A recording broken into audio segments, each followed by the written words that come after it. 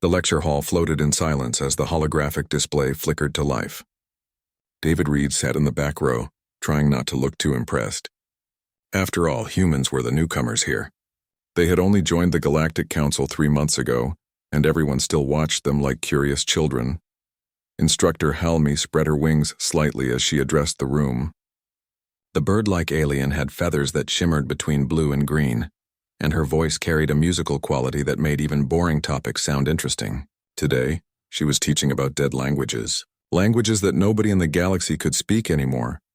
"This is why we preserve everything," Harani said, gesturing at the walls of the archive station around them. "Civilizations rise and fall. Languages disappear. But here we remember." David glanced at Olivia Grant sitting beside him, his fellow human and closest friend on this station. She was supposed to be paying attention to the xenoarchaeology aspects of the lecture. Instead, she was scribbling notes about the architecture of the hall itself. "Now let me show you our greatest mystery," Harani continued. The hologram changed, displaying a series of symbols and characters that glowed with soft amber light. This language was found on 12 different worlds across the outer spiral. The ruins date back 10,000 years. We have entire temples covered in this script, yet after 100 centuries of study, we have barely translated even the basics. Around the room, various alien species leaned forward with interest.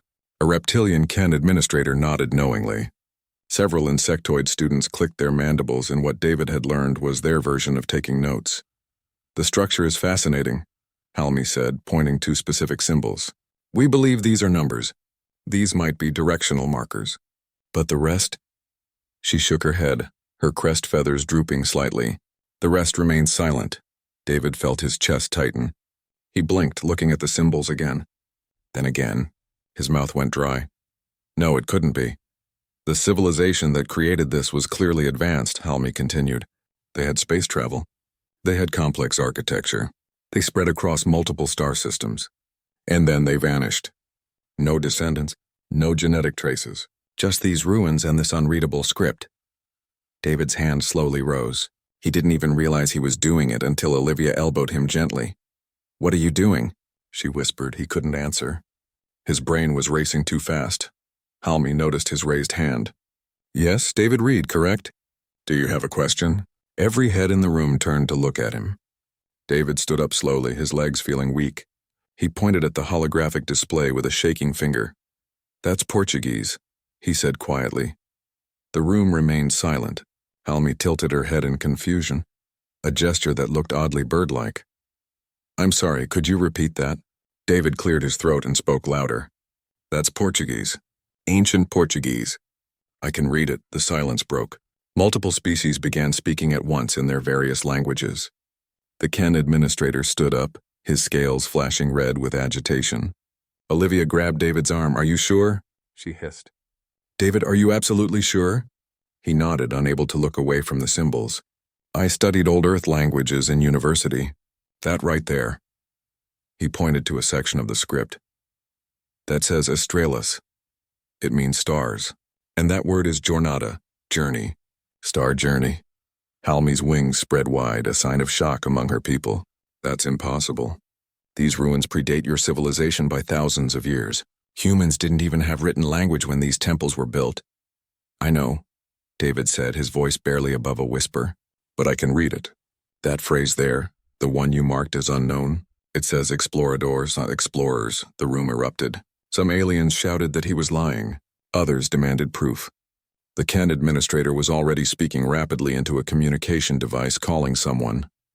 Harani raised a wing for silence. Her large eyes studied David carefully. "Come here, please." To the front. David walked down the stairs between the rows of seats. His heart pounded so hard he could hear it in his ears. Olivia followed close behind him, loyal as always. At the front of the room, Harani changed the holographic display. A new image appeared, showing a different section of temple wall. The symbols covered the entire surface in neat, organized rows. "Read this," Harani said. Her voice was calm, but her feathers had flattened against her body. "If you can." David stepped closer to the hologram. The symbols floated in the air before him, solid enough to look real but transparent enough to see through. He reached out, his fingers passing through the light. His lips moved as he read silently, then aloud. "We came from the blue world," he translated, his voice growing stronger. "Taken by those who walk in light. They gave us the stars, but the stars were not ours to keep. We build these words for those who come after. Remember us. Remember Earth." The last word hung in the air. Earth. His world. The human homeworld. Halmy sat down suddenly, her legs seeming unable to hold her. Around the room, absolute silence reigned. Even the insects had stopped clicking. Olivia grabbed his shoulder. "David, this doesn't make sense." Earth didn't have space travel 10,000 years ago. Humans were barely forming the first cities. How? "I don't know," David said. But he kept reading the symbols and they kept making sense. Every single one of them. A language dead for 10 millennia, scattered across 12 worlds that humanity had never reached. And he could read it as easily as a morning news feed. The Ken administrator approached them, his scales now a deep purple that David had learned meant serious concern. "You will come with me," he said. "Both of you. The council must hear this immediately." As they left the lecture hall, David looked back at the holographic display one last time. The ancient words glowed in the darkness, waiting. They had been waiting for 10,000 years, waiting for someone to come home and read them. The council chamber was nothing like David had imagined. Instead of some grand hall, he found himself in a circular room with soft lighting and comfortable seating arranged in a spiral pattern. Dozens of species sat in groups, their various forms of communication creating a strange symphony of sounds, clicks, and lights. Chancellor Bryn occupied the center position. The large crystalline being pulsed with gentle blue light as they spoke, their words translated through devices everyone wore. David's earpiece turned the light pulses into comprehensible speech. "We have reviewed your claims, David Reed," Bryn said. "They are extraordinary. You understand why we must be thorough?" "I understand," David replied. He stood in the speaking circle, feeling very small and very alone. Olivia sat in the observer section, unable to help him directly. Captain Rita Moss from the Human Federation military was also present, watching everything with suspicious eyes. Halmy stepped forward, her feathers still ruffled from the shock earlier. "I have prepared a test. These are sections of text that no living being has been able to translate. If you are truly reading Portuguese, you should be able to tell us what they say." The holographic display activated. David recognized the script immediately. The flowing characters, the accent marks, the way certain letters connected. It was Portuguese, but old. Very old. Some spellings were different from modern versions, but the meaning remained clear. He began to read. "The final ship leaves tomorrow. We have sent word to all 12 colonies, but many will not make it in time. The providers have abandoned us. Without their guidance, our machines fail. Our children forget how to read the star maps. In 3 generations, perhaps less, we will return to the soil." Around the room, various beings shifted in their seats. Some made sounds of surprise. Others remained perfectly still. David continued to the next section. "Let this temple stand as proof. We were here. We traveled the void between suns. We were not born to this, but we learned. If any find these words in the ages to come, know this. We were human. We came from Earth, and we tried." Halmy's wings drooped completely. "That matches the archaeological context perfectly," she whispered. "The lower levels of the ruins show advanced technology. The upper levels show rapid decline. We always wondered why." Chancellor Bryn's light pulsed rapidly, indicating deep thought. "This presents us with an impossible situation. The ruins on Refuge, on New Harbor, on all 12 worlds. They are dated to approximately 8,000 years before the Common Era by Earth reckoning. Yet Earth records show no advanced civilization at that time. No space travel, nothing." Captain Moss stood up. "With respect, Chancellor, we need to consider this might be a hoax. Maybe someone planted these ruins recently and created a language that looks old but isn't." A reptilian scholar named Ken spoke up, his voice dry and precise. "We have tested these ruins with every known method. The stones have weathered for 10,000 years. The metal beneath has oxidized according to atmospheric exposure over millennia. The quantum decay in the building materials cannot be faked. These ruins are genuinely ancient." "Then how?" Moss demanded. "How could ancient humans build temples on 12 different planets?" David cleared his throat. "May I see more of the text? The historical sections?" Bryn's light pulsed in agreement. The hologram changed again, showing what looked like a chronicle or history. David read slowly, translating as he went. In the beginning they came to us as gods, beings of light and power who walked among us while we still hunted with stones and sticks. They chose 20,000 of us, from different tribes across our world. They took us into the sky, and the sky became our home. They taught us their language, but we kept our own. They taught us to build, to farm the stars, to move between worlds. For 2,000 years we thrived under their care. Then came the silence. The room had gone completely quiet. Even the background hum of the station seemed to fade away. David kept reading. The providers left without warning. One day they were there, the next day gone. Our teachers, our guides, our gods. We tried to maintain what they had built, but we did not truly understand it. We had learned to use their tools, but not to make them. Within a century, the first colony went dark. Then another. Then another. We gathered who we could on this world, on refuge, to make our final stand. But the knowledge slips away like water through our fingers. A young alien student named Tal, who had been sitting quietly in the back, raised a tentacle. So humans didn't build this civilization. They were given it, and then lost it, Olivia added from her seat, when their benefactors disappeared. Chancellor Bryn's light turned amber, a color David had learned meant concern. This raises troubling questions. Who were these beings who took ancient humans? Why did they abandon them? And most importantly, where are they now? The scholarly Ken stood again. I move that we classify all information regarding these ruins as restricted. This knowledge could destabilize the entire galactic community. Seconded, another voice called out. David felt panic rising in his chest. You can't hide this. It's history. It's the truth. The truth can be dangerous, Ken said flatly. Imagine what happens when species learn that humans once had a space civilization that collapsed. Some will fear you might rise again and seek vengeance. Others will see you as defective, unable to maintain advanced technology. The political implications are vast. Bryn's light pulsed thoughtfully. David Reed and Olivia Grant will be confined to comfortable quarters while we deliberate. This is for your own safety as much as anything else. Confined? Olivia stood up angrily. We're prisoners for telling the truth? You are protected guests, Bryn corrected gently. Please understand, this discovery changes everything we thought we knew about galactic history. We must proceed carefully. Security escorts, tall beings covered in smooth gray skin, approached David and Olivia. Captain Moss started to protest, but Bryn cut her off. Captain, the Human Federation will be kept informed, but for now this matter is under council jurisdiction. As they were led out of the chamber, David heard the council erupt into argument behind them. Some voices called for more investigation. Others demanded the information be sealed forever. Halmi's musical voice rose above the others, pleading for academic freedom and the pursuit of knowledge. Their quarters turned out to be a suite of rooms with a view of the stars. Comfortable, but the door was locked from the outside. Olivia paced back and forth, furious. David sat by the window, staring out at the galaxy. Hours passed. They ate food that was brought to them. They tried to access the archive's databases but found themselves blocked. Everything related to the 12 ruins had been classified just as Ken had suggested. Night cycle came. The station dimmed its lights to simulate darkness. Olivia had finally fallen asleep on one of the couches, exhausted from anger. David was still awake when he heard the soft sound at the door. A small object slid underneath it, scraping across the floor. He got up quietly and picked it up, a data chip. Standard council issue. He turned it over in his hands, then carefully inserted it into his personal tablet. The screen lit up with coordinates and a brief message in galactic standard text. Refuge. Western continent. Temple Complex Alpha. Go there. Find the rest of the story.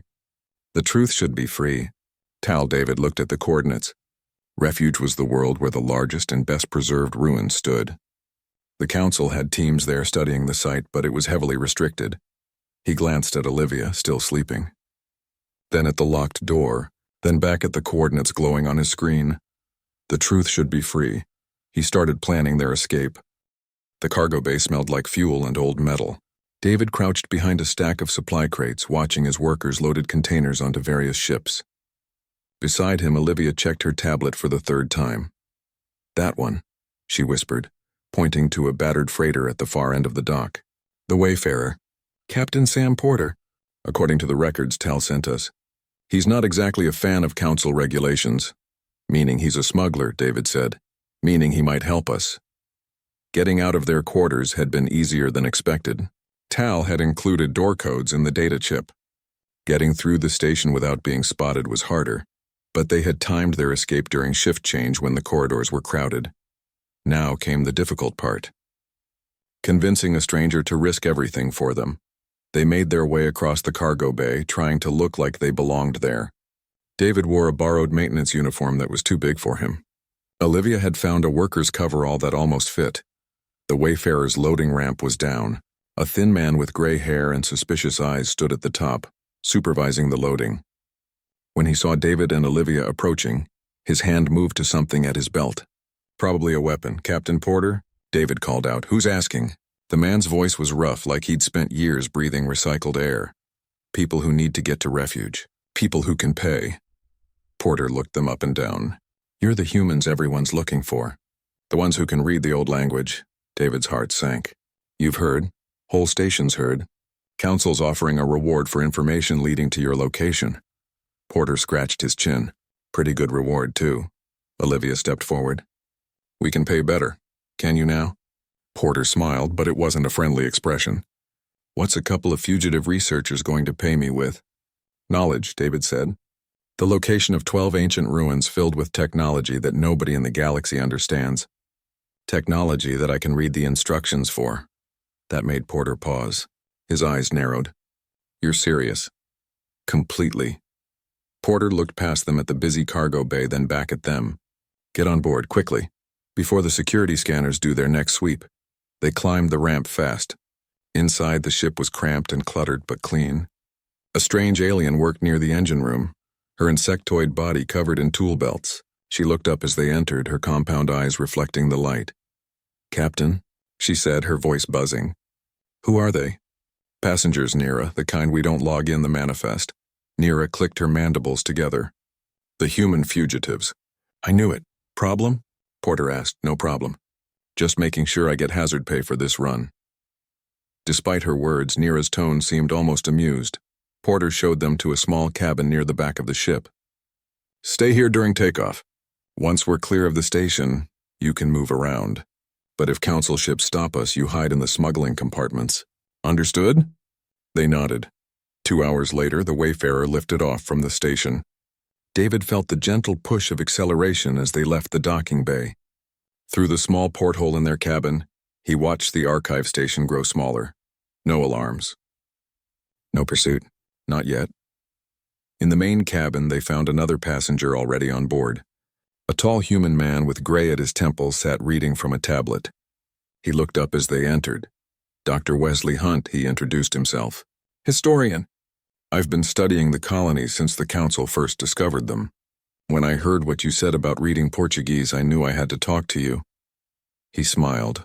"Lucky for me, I have contacts who told me you might need transportation." "How many people know we're on this ship?" Olivia asked. "More than we'd like, fewer than the Council," Porter called from the cockpit. "Now sit down and strap in. We've got 2 weeks of travel ahead of us, and I just got word that the Council's put out an official warrant for your arrest." The journey to refuge was long. David spent most of it studying the data chip Tal had given him. It contained images of the ruins, close-up photographs of the inscriptions, even some preliminary excavation reports. One text caught his attention.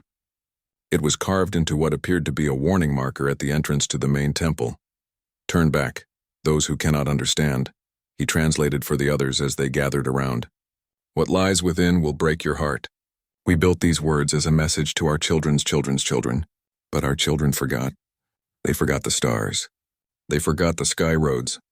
They forgot everything except the soil beneath their feet. Wesley leaned forward. "This fits with some old Earth legends, stories of ancient civilizations that fell. Atlantis, Mu, various golden ages. What if those weren't myths? What if they were cultural memories passed down from the survivors who made it back to Earth?" "Back to Earth?" Olivia repeated. "You think some of them returned?" "It's possible," Wesley said. "If the civilization collapsed slowly enough, some ships might have made it home. But without the technology to maintain space travel, they would have integrated back into primitive human society. Their stories would become legends over time." Nira entered the cabin carrying tools and wiping her hands on a rag. My people have legends too, she said quietly, about the first travelers. Beings who came before anyone else, who spread across the stars and then vanished. We always thought they were gods or spirits. She looked at David. Maybe they were just people like you. On the 10th day of their journey, Porter called everyone to the cockpit. Through the view screen, they could see a council patrol ship moving parallel to them. They're hailing us, Porter said, his hand steady on the controls. Routine inspection, they say. Will they scan for passengers? Olivia asked. They'll try. But the Wayfarer has some modifications that make scans unreliable. Porter grinned. Benefits of not always following the law. Just get to the smuggling compartments now. They spent 2 hours crammed into hidden spaces behind false walls while council inspectors searched the ship. David could hear them moving around, their footsteps echoing. At one point, someone stood right next to his hiding spot. He held his breath. Finally, the inspectors left. The all-clear signal came. They emerged, cramped and sore. That was close, Porter said. They're looking hard for you two. Why help us? David asked. You could have turned us in. Collected the reward. Porter was quiet for a moment. My grandfather was a historian. Spent his whole life studying what he called lost knowledge. He always said the worst crime wasn't ignorance, but choosing to stay ignorant. He shrugged. Besides, I want to see these ruins myself. If even half of what you say is true, it'll be worth the risk. On the 14th day, Refuge appeared on the view screen, a green and blue world, very similar to Earth. Clouds swirled in atmospheric patterns that looked almost familiar. Scanning for council presence, Nira reported. 2 research vessels in orbit. 1 military patrol. Ground installations at 3 locations. Can we avoid them? Wesley asked. Porter studied the sensor readings. We can land on the western continent, away from the main research sites. But we'll have to go in dark. No transponder, no communications. If they spot us, we're done. Do it, David said. The descent was tense. Porter took them down through a gap in the patrol patterns, using the planet's magnetic field to hide their energy signature. They broke through clouds into a landscape of purple forests and golden grasslands. And there, rising from the wilderness, stood the temple complex. Massive structures of stone and metal, half buried by centuries of plant growth. Even from the air, David could see the inscriptions covering every surface. Porter set the ship down in a clearing half a kilometer from the nearest temple. As the engines powered down, they all stared out at the ruins. 10,000 years, Wesley whispered. And they're still standing. They gathered equipment and prepared to explore. As they walked down the ramp, David looked up at the temple entrance. Something about it seemed wrong. The stone looked too perfect, too uniform.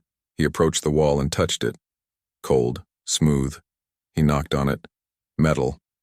These aren't stone, he said, running his hand across the surface. It's metal designed to look like stone. Someone wanted these ruins to appear primitive. Olivia examined the wall more closely. Why make it look old-fashioned if they had advanced technology? David found an inscription near the entrance. He read it aloud. We hide what we cannot keep. We disguise what we cannot protect. Let those who find this think us simple and gone, until someone comes who can read these words. Then let all be revealed. The temple entrance was sealed, but the seal was electronic, not physical. David studied the controls, recognizing Portuguese characters in the interface. He pressed them in order, spelling out a word he'd found repeated throughout the texts. Esperanza. Hope. With a sound like grinding stone, the entrance opened, revealing darkness within. Lights flickered to life as they stepped inside. Not torches or primitive lamps, but actual electrical lighting that had waited 10,000 years to serve its purpose again. The walls stretched upward into shadow and every surface was covered in text. This is incredible, Wesley breathed, his voice echoing in the vast space. He pulled out a camera and started documenting everything. David walked slowly along the wall, reading. The story unfolded in chapters carved carefully into the metal beneath the stone facade. This wasn't just a temple. It was a library. A history book written in architecture. My name is Pedro, he read aloud. I was taken from my village when I had seen only 15 summers. The beings of light came in the night. They did not hurt us. They showed us images of the stars and pointed upward. Some ran, some fought. I went with them because I was curious. The group followed David deeper into the temple. The corridor opened into a large chamber. In the center stood a device, cylindrical and covered in what looked like circuit patterns. It hummed softly, still powered after all these millennia. "What is that?" Olivia asked. "I don't know," David admitted. "The text here says, 'The Memory Keeper.' I think it's some kind of computer." Nira approached the device carefully, her technical expertise making her naturally curious. "The power source is quantum-based, self-sustaining. This technology is far beyond anything the Council currently uses." Porter kept watch at the entrance. "We don't have much time. Those Council ships will eventually notice the temple's been activated." David continued reading the walls. The story of Pedro and his people continued. They described the journey into space, their terror and wonder. They wrote about the beings who had taken them, beings they called the Harani, who glowed with soft light and communicated through thoughts as much as words. "The Harani taught us everything," David translated. "How to grow food in strange soil under strange suns, how to read the stars for navigation, how to build homes that could survive on worlds with different gravity. They were patient with us like parents with children." Wesley was documenting a different section of wall. "Over here there's a map. Star positions. I think these mark the 12 colony worlds. They were scattered across a region of space hundreds of light years wide." David recognized one set of coordinates. "That's Earth," he said, pointing. "And these others must be where the colonies were placed." "We thrived for generations," David continued reading.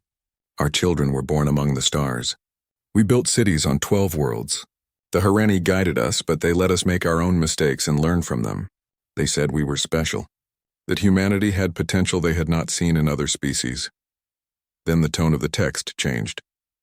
"In the year we counted as 2047 since the taking, the Harani gathered us all. They seemed sad. They told us they had made a mistake, that their predictions had been wrong, that they must leave. We begged them to stay. We asked what we had done wrong. They said we had done nothing wrong, that the error was theirs. Then they left. Within a single day, every Harani was gone." Olivia wiped her eyes. "They abandoned them. Without the Harani, we tried to continue," David read. "But we realized how much we depended on their knowledge. Our machines began to fail, and we did not know how to repair them. Our ship stopped working. Within a generation, the colonies could not contact each other. Within 2 generations, we began to forget how to read the Harani writing. We kept our own Portuguese, but the language of the stars became mysterious to our children." The text described the slow collapse, desperate attempts to maintain technology, failures, deaths, entire colonies going silent. The survivors on refuge gathering what knowledge they could, writing it down in their own language, hoping someone would someday understand. David approached the central device, the memory keeper. Text covered its surface. "If you can read this, you are human or you have learned our tongue. Touch the heart of this machine. Learn what we could not save. Learn why we were taken and why we were left." He reached out slowly. His fingers brushed the smooth surface of the device. It pulsed once, then the world disappeared. David stood in darkness. Then light came and he was somewhere else. A beach. Earth. He could tell by the familiar plants, the yellow sun. People lived in simple huts along the shore. They fished and gathered food. A voice spoke directly into his mind, calm and ancient. "I am the echo, the last memory of those who came before. You have activated me, so you must be ready for truth." The beach dissolved. Now David floated in space, watching as ships of light descended to Earth. The Harani. They were beautiful, beings of pure energy contained in forms that glowed softly. They moved among the primitive humans, selecting individuals. 20,000 people from different tribes across the planet, we took them, the echo said. The Harani believed Earth would face a catastrophe. Their predictions showed complete ecological collapse within a century. They wanted to save some humans, to preserve the species. They chose randomly, trying to get genetic diversity. The scene shifted. The 20,000 humans living on 12 new worlds, learning, growing, building, the Harani watching over them like protective guardians. For 2,000 years, the project succeeded. Humans adapted to space. They thrived. The Harani were pleased. Then the scene changed again, the Harani gathering in what looked like a council of light. But they checked their predictions again, using better methods, more accurate calculations. The catastrophe they foresaw for Earth never happened. It was an error in their models, a false prediction. The Harani had taken 20,000 people from their world and changed the course of human development based on a mistake. David felt the weight of that realization crushing down on him. The Harani were ashamed, the echo continued. They debated what to do. Return the humans to Earth? But generations had passed. These spaceborne people would not survive primitive conditions. Take them forward? But the Harani had interfered enough. In their shame, they chose to leave, to abandon the experiment entirely. The images showed the Harani departing, the confusion and fear among the humans they left behind, the slow collapse of civilization without their guidance. I am the collection of all their final messages, the echo said, built before the last ship stopped working. I have waited here for 10,000 years for someone to return. For someone who still remembered Portuguese, who could read the words our ancestors left behind. David opened his eyes. He was back in the temple. The others were staring at him with concern. You were gone for 5 minutes, Olivia said. Just standing there not moving, I saw, David whispered. I saw everything. Before he could explain, Porter shouted from the entrance. We have company. Council ships landing outside. Through the temple entrance, they could see military transports touching down. Armed personnel began deploying. A voice amplified by speakers echoed across the landscape. David Reed, Olivia Grant, you are ordered to surrender. Come out peacefully. The group backed deeper into the temple. Porter checked his weapon. Nira started looking for alternate exits. Wesley kept recording everything. David turned to the echo device. Can you share what you showed me? With everyone? The device pulsed. The ancient AI's voice resonated in his mind again. I can transmit to all communication networks. But once I do, the information cannot be recalled. The galaxy will know. They should know, David said firmly. The truth shouldn't be hidden, even if it causes chaos. Even if species fear what humanity once was and might become again. David thought about the council trying to lock away history, about the ancient humans who wrote their story in stone and metal, hoping someone would find it. About the shame of the Harani and the suffering it caused. Especially then, he said, Commander, he's doing something. A voice shouted from outside. The echo pulsed brighter. Transmitting now. All data, all history, broadcasting across every frequency, every network, every connected device in this region of space. Light erupted from the temple, not destructive but bright enough to make the soldiers outside shield their eyes. The light became data, streaming outward in every direction. A commander pushed into the temple, weapon raised. Stop this immediately! It's done, David said simply. Everyone knows now.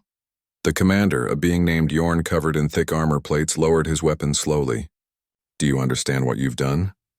The instability this will cause? I understand that hiding the truth would have been worse. Yorn's communication device crackled to life. Voices overlapped, speaking different languages. News services, government channels, public forums. All across the galaxy, beings were receiving the echo's transmission.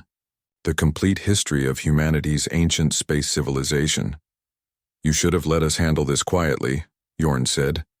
But he sounded more tired than angry. History belongs to everyone, David replied. Not just those in power. The echo spoke one final time, its voice somehow reaching them all. The message is sent. My purpose is complete. But know this, humans and others who hear these words. What happened here was not your fault. You were children abandoned by those who should have protected you. But from that abandonment you survived. You endured. And now you have returned to the stars on your own terms. That strength came from within you. Remember that. The device's light faded gradually. The humming stopped. The echo, having finally delivered its message, went silent forever. Outside, more ships were arriving. Not just council military, but news vessels and civilian craft. Word was spreading faster than anyone could control it. The galaxy wanted answers, and they wanted them now. The holding room on the council flagship had a window that looked out at refuge below. David watched the steady stream of ships arriving and departing from the temple site. In just 3 days, the location had transformed from a restricted archaeological site into the most visited place in the galaxy. They're calling you everything from a hero to a terrorist, Olivia said, reading from a tablet. She sat across from him, also waiting for whatever came next. Porter, Nira, and Wesley were in separate rooms being questioned. David didn't respond. He was too busy watching the news feeds that played silently on the room's display screen. Images of the temple, translations of the Portuguese inscriptions, artists' recreations of the ancient human colonies. And everywhere, debates, arguments, fear. The door opened. President Sarah Kim of the Human Federation entered, followed by Ambassador Lucas Bell and several aides. Kim was a small woman with gray hair and eyes that had seen too much politics. "Dr. Reed," she said, not bothering with pleasantries, "do you have any idea of the diplomatic nightmare you've created?" "I told the truth," David said quietly. "The truth?" Kim sat down heavily. "Half the galaxy thinks humans are a threat because we once had a space civilization. The other half thinks we're defective because that civilization collapsed. Trade agreements are being reconsidered. Defense treaties are under review. 3 species have demanded that humanity's membership in the Council be suspended pending investigation." Ambassador Bell pulled up a holographic display. "It gets worse. There are conspiracy theories spreading faster than we can counter them. Some say the ancient humans are still out there waiting to return. Others claim this is all a human plot to gain sympathy or special treatment. And some species," Kim added, "are now questioning their own histories. If the Harani interfered with humanity, what about other ancient civilizations? Several member species are demanding access to old archaeological sites that were previously considered unimportant." Olivia leaned forward. "So the truth made everyone uncomfortable. That doesn't mean it should have stayed hidden." "Comfort isn't the issue," Bell said. "Stability is. The galaxy operates on trust and established understanding." "You've shaken both." A chime at the door interrupted them. An aide entered and whispered something to Kim. Her expression changed from anger to surprise. "There's someone here who wants to testify before the full council," Kim said slowly. "About the Harani. About what really happened." "Who?" David asked. "Someone who claims to have first-hand knowledge." The Grand Council chamber was filled to capacity. Every member species had representatives present, along with media observers and academic witnesses. David sat in a special section reserved for those involved in the case. Beside him, Olivia gripped his hand tightly. Chancellor Bryn called the session to order, their crystalline form pulsing with authority. "We have heard many voices over these past days. Accusations, theories, demands. Today we will hear from someone who claims direct knowledge of the events 10,000 years ago. I call Philosopher Dren to speak." A door opened and an ancient being entered the chamber. Dren moved slowly, supported by a hover chair. His species, the Harani, were thought to be extinct. Clearly that was wrong. Gasps and shouts erupted across the chamber. Bryn had to call for order 3 times before silence returned. Dren's voice was soft, carried by amplifiers so all could hear. "I am Dren of the Harani. I am 9,412 years old. I was not present for the taking of the humans, but I was alive when my people returned home in shame." The chamber held its breath. "Everything the human David Reed has shared is true," Dren continued. "My people made a terrible error. We saw a catastrophe that was not there. We interfered with a developing species based on faulty predictions, and when we realized our mistake, we compounded it by abandoning those we had taken." A representative from an aggressive species stood up. "Why should we believe you? Where have the Harani been for 10,000 years?" "Hiding," Dren said simply. "After the human colonies collapsed, my people were devastated by guilt. We had destroyed lives, interrupted the natural development of a species. We withdrew from galactic affairs, changed our names, altered our appearance through technology. We have lived among you all this time, watching, helping where we could in small ways, but never revealing ourselves." "How many of you are there?" Chancellor Bryn asked. "Few. We were never a numerous species, and many chose not to continue after what we had done. There are perhaps 500 Harani alive today, scattered across the galaxy." David stood up. "You left those people to die. Children who trusted you." Dren turned his ancient eyes toward David. "Yes, it is the greatest shame of my people. We were arrogant. We thought our technology and knowledge made us wise. But wisdom requires understanding consequences. We lacked that understanding." The chamber erupted in questions and accusations. Bryn struggled to maintain order. A military representative demanded the Harani be arrested. An academic called for them to share their advanced technology as reparation. Others wanted them expelled from civilized space. Dren raised a hand for silence. I have come here to make a formal apology to humanity and to offer what restitution we can. My people have maintained records of everything. The selection process, the colonies, the technology we shared. We will give it all to human authorities to do with as they wish. Kim stood up in the human delegation area. With respect, Philosopher Dren, your people's technology isn't what we need most. Then what do you need? Dren asked, the truth fully documented. Help us understand what happened so we can properly honor those who died, and help us find any descendants who might have survived. That caused another stir. Descendants? Someone shouted. The colonies collapsed 10,000 years ago. The Echo's records show some colonies lasted longer than others, Wesley called out, now allowed to speak as an expert witness. Some maintained technology for several generations. It's possible, however unlikely, that pockets of survivors could have endured. Dren nodded slowly. We can help with that search. We can provide the original colony locations and genetic markers. If any humans survived beyond refuge, finding them would be our honor. Over the following days, the hearings continued. Dren testified for hours at a time, answering every question.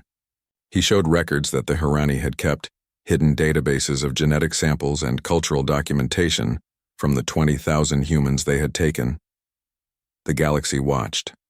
The anger didn't disappear, but it began to transform into something else. Understanding, perhaps, or at least acceptance of a complicated truth. David was called to testify again, this time as a translator and historical consultant. He worked with Dren to interpret Harani records and match them with the Portuguese inscriptions from the temples. One evening, after a long session, Dren approached David in the corridor outside the chamber.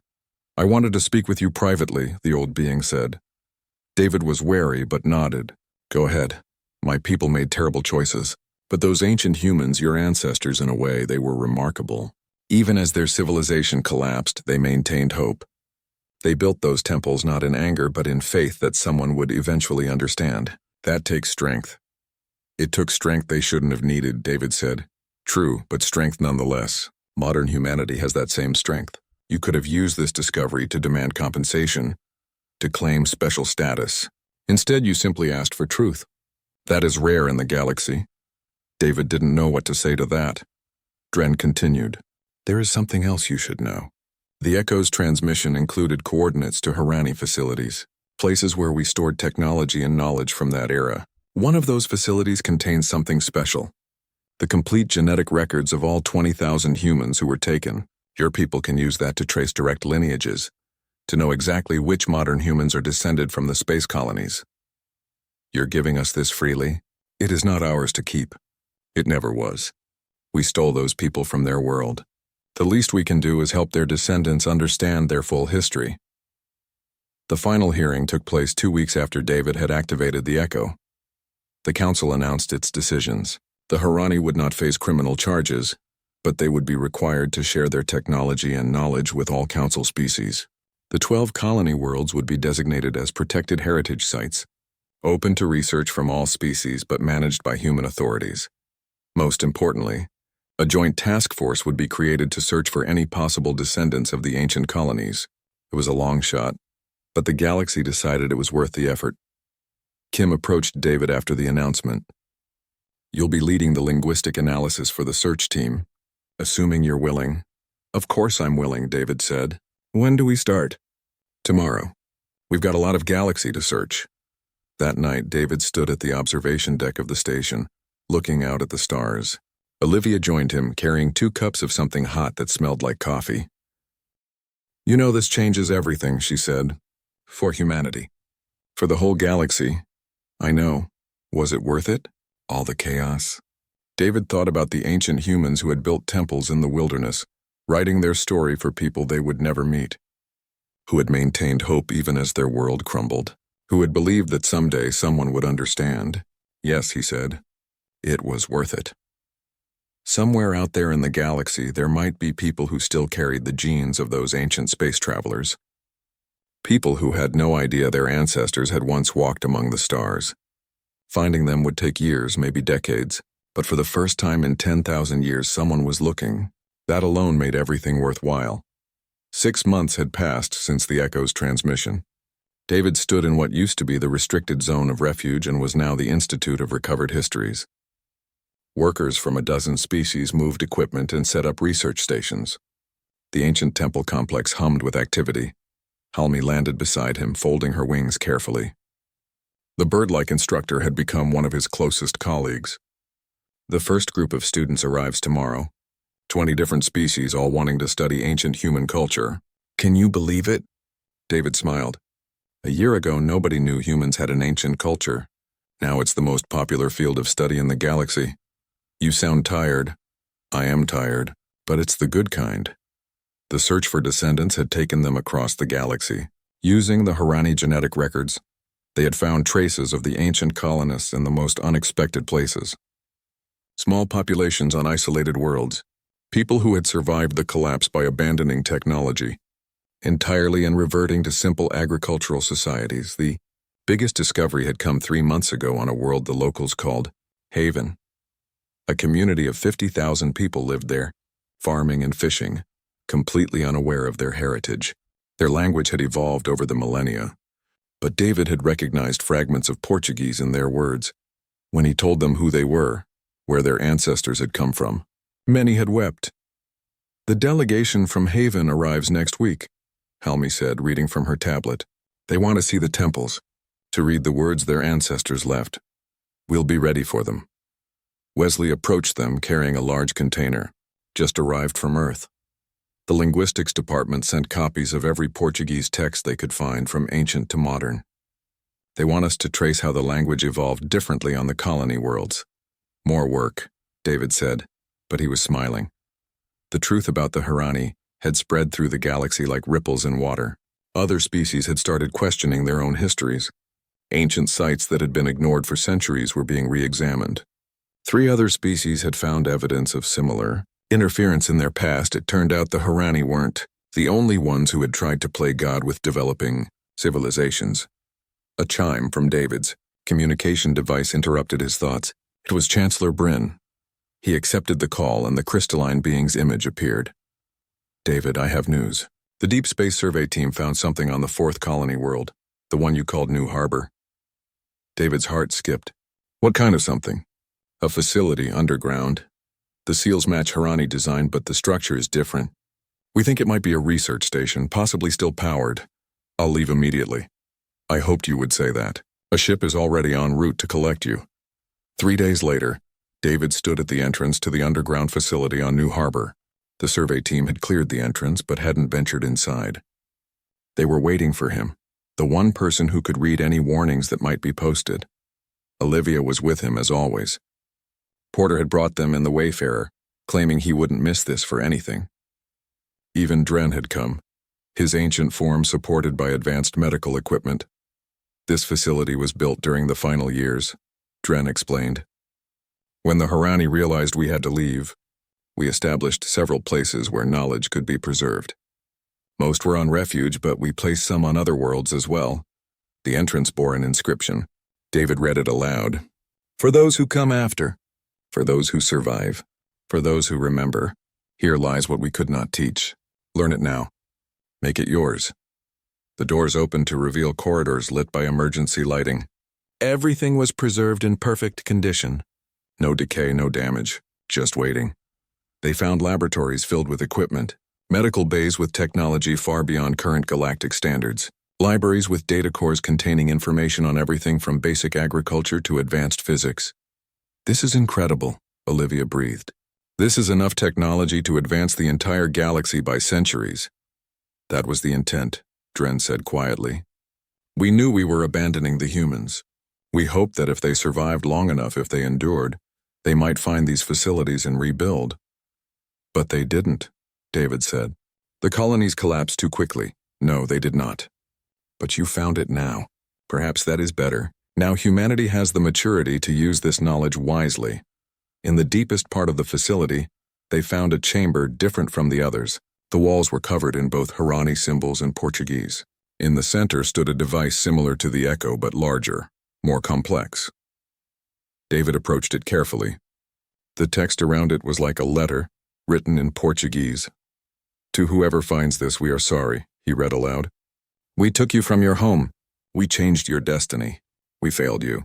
But we hope, if you are reading this, that you survived, that you endured, that you are strong. These tools are yours now. Build with them. Create with them. Become what we prevented you from becoming. And know that while we failed in many ways, we always believed in your potential. You are remarkable. Never forget that. The device activated at his touch. But instead of showing the past like the Echo had, it projected blueprints, designs, instructions. Everything needed to build ships, habitats, medical facilities, energy systems. All of it annotated in Portuguese, as if the Harani had known that someday, someone speaking that ancient language would return. They left us everything, Olivia whispered. Not everything, Dren said. They left you the tools. What you build with them is up to you. The discovery on New Harbor changed everything again. The council debated for weeks about what to do with the technology. Some wanted it distributed equally. Others argued it should belong exclusively to humanity. A few feared giving such advanced knowledge to anyone. In the end, Kim made a proposal that surprised everyone. Humanity will study and understand this technology, but as we develop it, we'll share it freely with the council. Not because we have to, but because that's what those ancient humans would have wanted. They built temples to preserve knowledge, not to hoard it. The proposal passed with overwhelming support. 1 year after David had first read the Portuguese inscriptions in Halmi's lecture hall, the Institute of Recovered Histories held its first graduation ceremony. Students from across the galaxy had studied the ancient human colonies, learning not just history but lessons about resilience and hope. David stood before the graduates, feeling the weight of what had been discovered and what it meant. A year ago, I thought I was attending a routine lecture about dead languages, he said. I had no idea I was about to uncover 10,000 years of hidden history. But the real discovery wasn't the ruins or the technology. It was understanding that strength isn't about never falling. It's about getting back up. It's about maintaining hope even when everything seems lost. He gestured to the temple visible through the windows. Those ancient humans lost their civilization. They lost their technology. They lost contact with each other. But they didn't lose their humanity. They built monuments not to their achievements but to their existence. They left messages not demanding vengeance but asking to be remembered. Among the graduates was a young woman from Haven, a direct descendant of the colonists. Her name was Patricia, and she had learned to read the old Portuguese of her ancestors. She raised her hand. What should we do with this legacy? She asked. How do we honor what they left us? David thought carefully before answering. We live, we learn, we remember. We don't make the same mistakes the Harani made, thinking we can control everything. We don't make the mistakes of the council, hiding uncomfortable truths. We face reality honestly and we move forward together. After the ceremony, David found Dren sitting alone in a garden area overlooking the temple. The old Harani was watching the sunset, his ancient eyes reflecting the orange light. May I join you? David asked. Please. They sat in silence for a while. Finally, Dren spoke. Do you hate us, the Harani, for what we did? David considered the question carefully. I hate what happened. I hate that people suffered because of a mistake. But hatred toward you? No, I think you've punished yourselves far more than anyone else could. That does not absolve us. Maybe not, but it's a start. You came forward when you didn't have to. You're helping fix what was broken. That matters. Dren's expression, alien as it was, showed something like relief. I am old, David. I will not live to see what humanity builds with the knowledge we left. But I am glad I lived long enough to see this. To see humans return to what was taken from them. We couldn't have done it without you. You would have, eventually. Humans are stubborn that way. It is one of your best qualities. 3 years after the discovery, the Institute had become the premier research facility in the galaxy. Students and scholars from hundreds of worlds studied there. The technology from the Harani facilities was being carefully developed and shared. And on Earth, children learned about the ancient colonies in school, about the 20,000 who were taken and what they built, about how they faced disaster with courage and left messages of hope that would last 10,000 years. David still led the linguistic department, working with Halmi to decode and preserve the various forms of Portuguese that had evolved across the colony worlds. They had found 9 more descendant populations, each with their own unique culture and history. One evening, He received a message from the Deep Space Exploration Team. They had found something unusual on the 12th colony world, the last one they had surveyed. Not a facility, not a temple. Something else. What is it? He asked over the communication link. You need to see it in person, the team leader replied. But Dr. Reed, we think we found a ship. A colony ship. And according to our scans, it's still functional. David stared at the message for a long moment. Then he started packing. Some mysteries, it seemed, were just beginning to be solved. On the wall of the Institute's main hall, David had placed a new inscription. He had written it himself in Portuguese following the style of the ancient texts. Daqueles que foram perdidos, aprendemos a encontrar o caminho. From those who were lost, we learn to find the way. Every day, students from across the galaxy walked past those words. They learned about the ancient humans who had been taken from their world, given the stars, and then left to face the darkness alone, who had survived not because they were strong, but because they chose to be strong. And in learning that history, they learned something about themselves, about how any civilization, any person could face disaster and emerge not broken but transformed. The ancient colonies had fallen, but their legacy endured. And perhaps, David thought as he looked up at the stars, that was the greatest achievement of all, not building a civilization that lasted forever, but leaving behind a message that would inspire others long after you were gone. The 20,000 had done that. They had reached across 10,000 years and reminded the galaxy what it meant to be human, to hope, to endure, to remember. Their journey had ended long ago, but the journey they inspired was just beginning. Somewhere in the galaxy, on 12 different worlds, the ancient temples stood, silent guardians of a forgotten age, but not forgotten anymore, never forgotten again. And in the Institute's garden, where students gathered to study and talk and dream, a new tree had been planted, a seedling from Earth brought here to grow in alien soil. It was small now, but it would grow strong, just like the ancient colonists had, just like their descendants were doing now. From those who were lost, they had learned to find the way forward.